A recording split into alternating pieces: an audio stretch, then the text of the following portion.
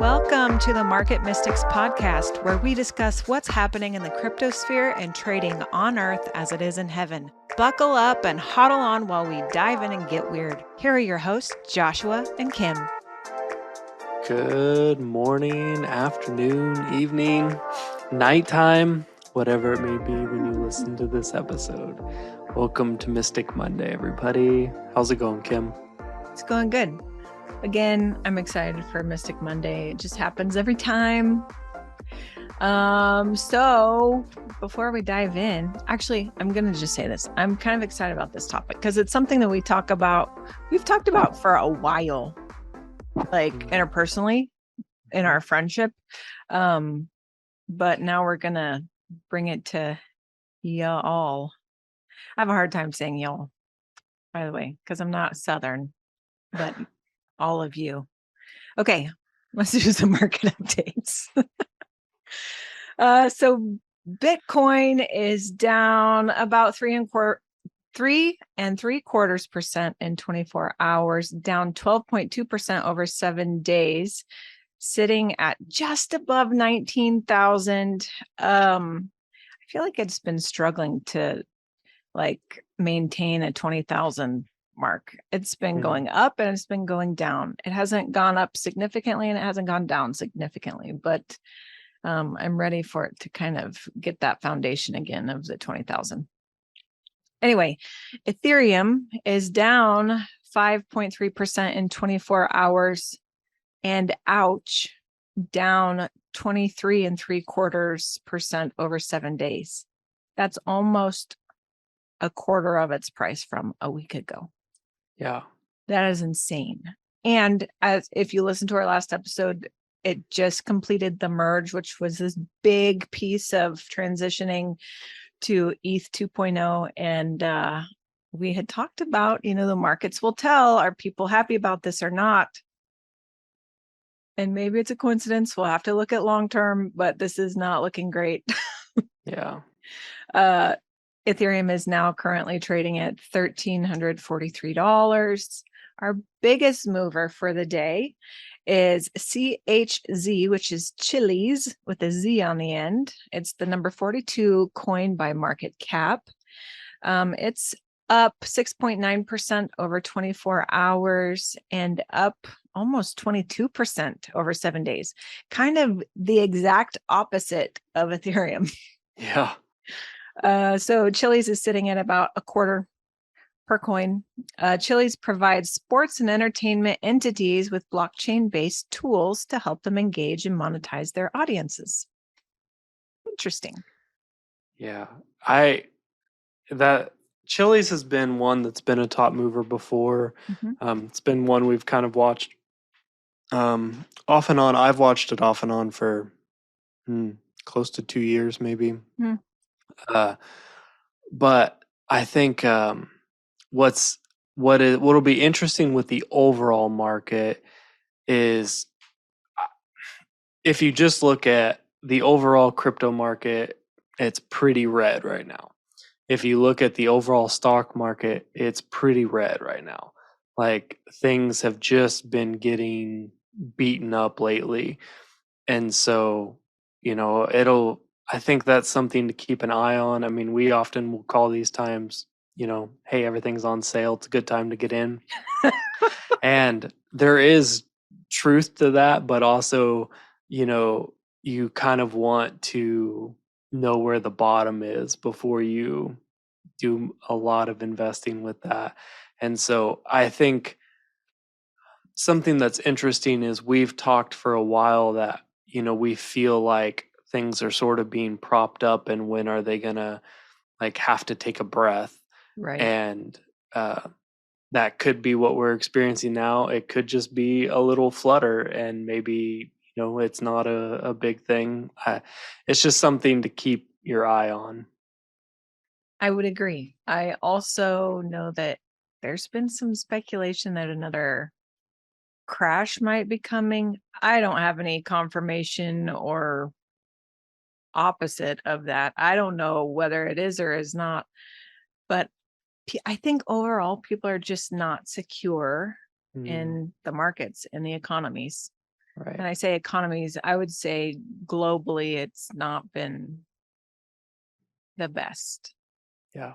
Yeah, Well, and we've talked before, but crypto is almost always more volatile than the normal stock market. So if the normal stock market is having a pullback because people have fear and don't feel stability, crypto is sometimes an alternative where they will run to an alternative investment source.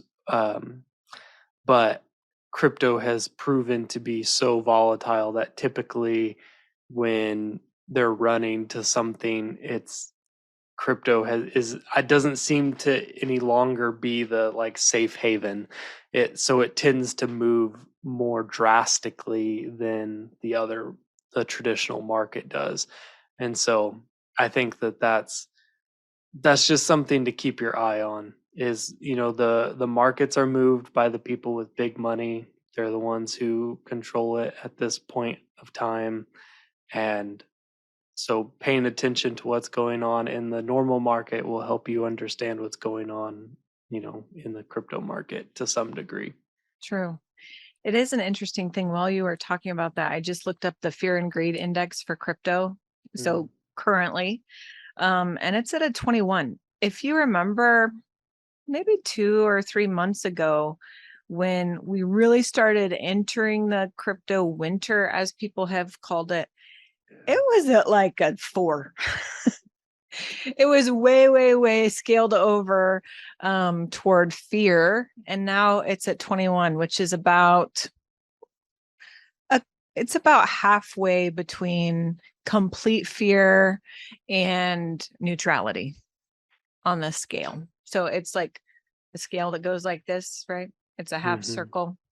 And so it's about a quarter of the way over to extreme fear, but not anywhere near where it was a couple months ago. So maybe things are not actually as bad as they look. We're just in a blip. Yeah. Yeah, that seems like a total possibility. hmm hmm Well, I actually think this could be a decent segue into our topic for today.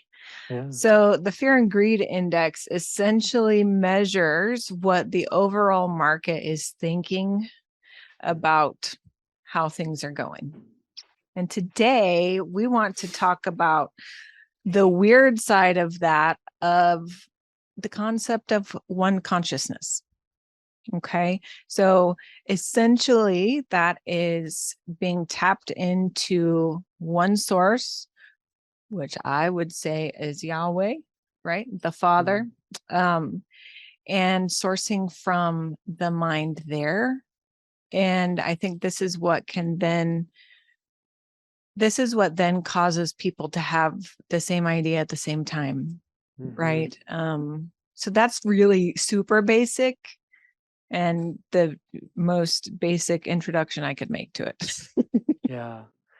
I I've seen this happen through my life in churches and following, with the what made it more apparent, I think, is the internet because you were able to see things globally that you never were able to see before.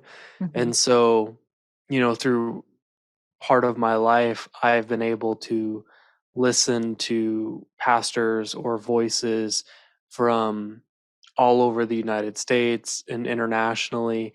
And I can't tell you how many times I would see one of them start a new sermon series and then all these other ones start having really similar series.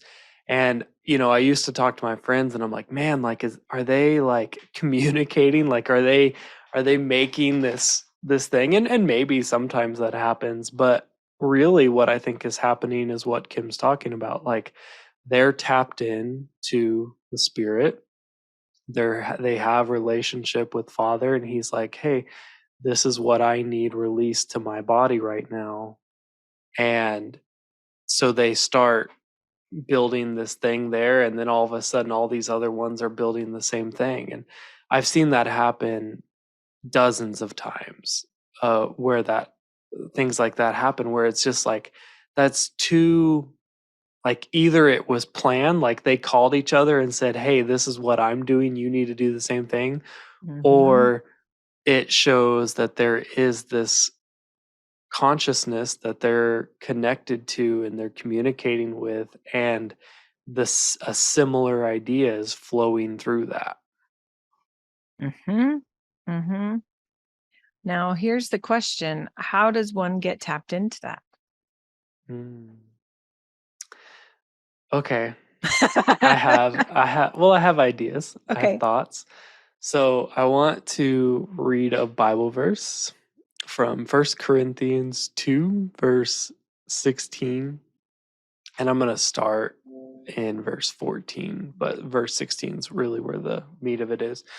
So it says, "But the natural man does not receive the things of the Spirit of God, for they are foolishness to him, nor can he know them, because they are spiritually discerned.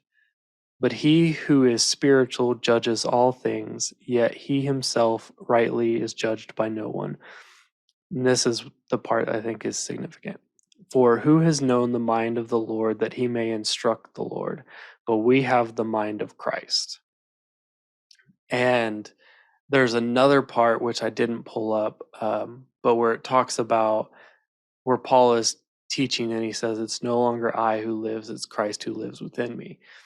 And it's kind of just this idea that when the Spirit fell, it was the Christ Spirit who fell on you, and that's it is what comes in. We talk about, oh, ask Jesus to come live inside your heart. Like it's the Christ Spirit that's coming and embodying you, and that's what connects you to this mind, this consciousness, this, and that's how I would say, in very simple terms, is it comes through that relationship and through that understanding that you have the mind of Christ, and by through relationship communicating is what allows, like, I would say is what allows you to discern what ideas come from that and what ideas you're just coming up with yourself. Mhm. Mhm. I think we should also look at what does this look like on a micro scale and what Mm, does this look like on a macro scale? I think on a micro scale, this looks like you knowing and discerning the voice of the Lord and being able to act on those things. Um, so whether it is something for yourself or it is something for someone else, or whether it is turning left here instead of turning right here, you know, whatever it mhm, is, it's being able to discern that voice because it's living inside of you and it's tapping into exactly like you said, it's tapping into this spirit that is coming from the Lord, right? mm, And being able to hear that and uh know what it's saying. So it's not mm, just gibberish, right? right. On a macro scale, I think that looks like just like in the scripture talks, like how Jesus is the head of the body, right? Mhm, And then the rest of us are the body of Christ. And so on a macro scale, I think that looks like um if you look at just your own body, your mind deciding that you're going to run and your legs moving this way and your arms moving that way and your heart pumping this way and your lungs breathing this way. So I think on a macro scale, it looks like different parts of the body working in unison for a common cause, which might be a revelation being released. It may be building a certain part of the kingdom. It may be simply loving. mm, yeah. Hmm. I I just keep having this thought that's like, to some people, I could see how it could almost feel uncomfortable to think that you're connected with the mind of all the other believers. and with, like you said, Yeshua is the head. Um, but to me, that's like, it's so reassuring Mm, because we've had this happen in our business before where one of us will say, "Oh, I had this thought about, oh, maybe we should do this or maybe we should do that." And then boom, the other person's like, "I had this exact same thought." Or we'll be meeting with part of our team in South Africa and they're talking about the same thing we are. And to me, that's like such confirmation that, oh, we're moving in the right direction. We're connected to the same source. Like it's I can understand how some people could see that as something that's uncomfortable, mm, but I think once you really uh, once you start to see how your individual piece of the body connects to the whole body, then it's amazing to be able to connect with people like that. mhm. And I I would agree. also say, like you were talking about how the fear and greed index is kind of a measurement of the mind of traders, Mm, um, that this it's even in trading you can use this Christ consciousness, I would say, to sort of get a feeling for what's going on. And you and I talk about this all the time, but engaging with Father and saying, how do you want me to invest in this moment? What do you want me to buy or sell or hold or whatever? That is tapping into the one mind, the consciousness, and sort of feeling that out. And I think I think it can be used for ministry. I think it can be used for trading. I think it can be used in almost every aspect of life. Um, but it's just a process of developing that relationship so that because there is a difference between your mind and the mind of Christ, I would say. mhm, And you sort of have to learn to differentiate the two because, at least for me, sometimes they sound the same. Like my thoughts still sound like my thoughts, but through relationship and discernment, I'm able to say, I think that wasn't my thought. I think that was a Christ thought. mhm. And it's different, but that just comes through experience. That doesn't come right away. There's not a rule book for it, I would say. Yeah. The way that I learned to know that voice as different than mine, and this was just my personal experience. This is not what I think he does with everybody. But when I was focusing on learning his voice, he would tell me to do things that are outside of my own will. For Mm, example, I am an introvert. I like my alone time. I like people, but I like to be able to go retreat and kind of recharge on my own. mhm, And when I was a single mom with my son, and I bought a house, we had a 3-bedroom house. And I remember one day I was connecting with the Lord, whatever you want to call it. I was praying, I was resting in Him, I was listening, I don't know, whatever. Um, I heard Him say to me, "Your spare bedroom will be used for many people to live in." So over the years, many different people will come through and live with you, which as an introvert, I'm like, oh no. But it was essentially what he did is he taught me his voice, um, and what that one consciousness, how to hear the difference between that and my own will, by telling me to do things that are outside of what my own will would be. mm, They were not dangerous. And I will tell you, I wound up having dozens of people live in that spare room. It was an odd thing for us to not be living with other people. Um, and it was like when this person was ready to move on, then another person had the need and asked if they could have the spare bedroom. It was just wild. So I'm just saying, like, there is a learning process, and you might just like practically, you can ask him to just teach you to know his voice, and he will teach you in the way that you need to learn. And for me, it was to say things that were outside of what I would tell myself. Mm. Yeah, I that's definitely that is definitely one way that is easy to tell is like, well, that thought doesn't sound like me. Uh, but I will say there are other voices as well. So Mm, I mean, it is important to have that practice of of just practicing relationship. I yeah. mean, it really that's what it comes down to is like r- the way I know Kim's voice when we talk on the phone is because I've talked to Kim and I Right. know what she sounds like. I know what her character sounds like. The same thing is true when you're talking to Father. Like you learn his voice through communicating. Mm-hmm. You learn what he sounds like. You learn what his character sounds like.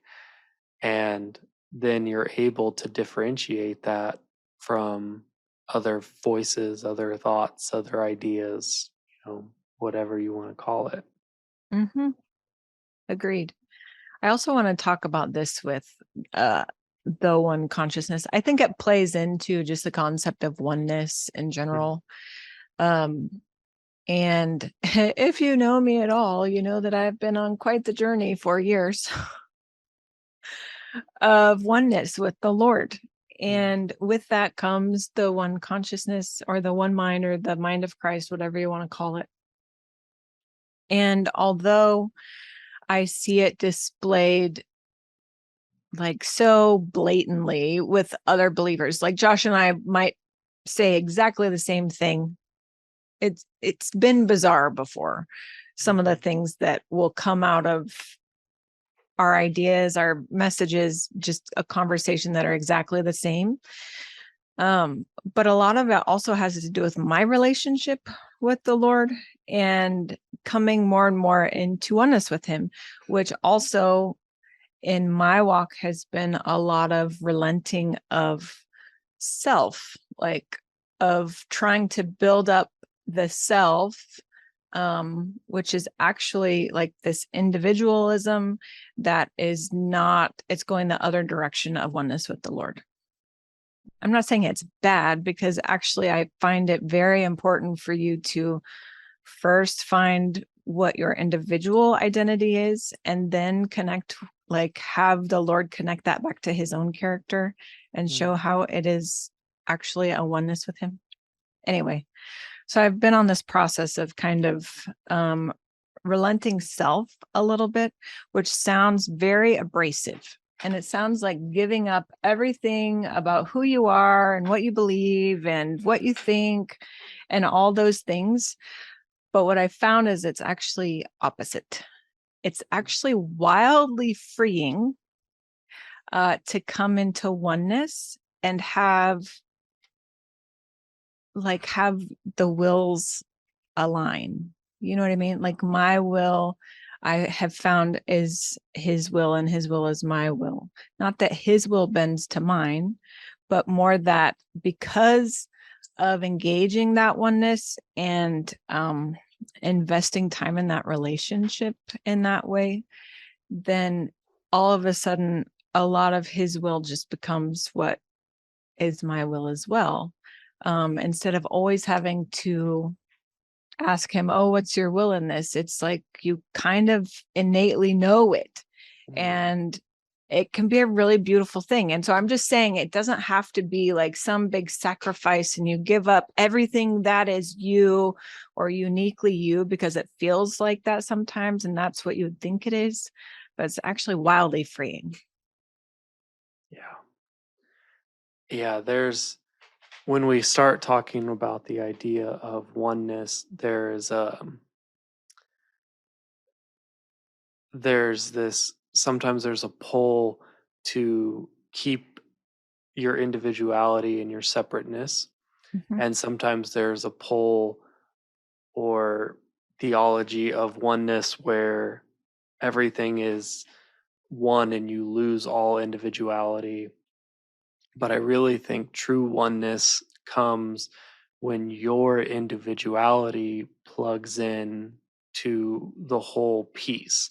Mhm. And it's just like it's a puzzle, it's your body, it's you need all these individual pieces to complete the whole picture. Yeah. And each of the individual pieces have a different function, they have a different appearance.